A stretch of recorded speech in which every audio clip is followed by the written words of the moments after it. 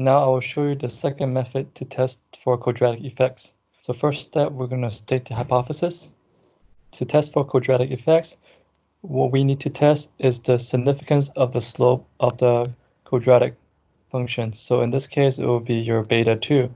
So beta 2, we need to test for the significance of that. And what we want to prove is that the slope of the beta 2 does not equal to 0.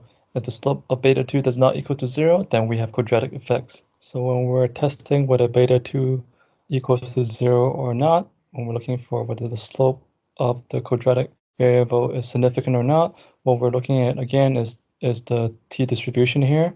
So we can either compare the t statistics with your t critical with the alpha, right?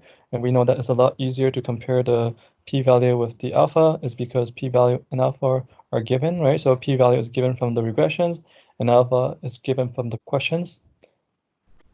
So by comparing p-value with alpha, we know that we can reject h null, we can accept h1, and then we can accept that the slope 2 does not equal to 0. We can also compare t statistics with t critical. To find t critical, we have to use the formula t.inv and then 2 tail. So we use the formula t.inv, 0.025, 2 tail, so alpha divided by 2, and the degree of freedom is n minus k minus 1, right? So n is 14, 14 minus 2, because we have two x variables, minus 1, so n minus k minus 1, so 14 minus 2 minus 1 gives you the 11. So that's why we use 11 for the degree of freedom. And then we do the same for the 97.5%. So t.inv, 0.975, degree of freedom 11.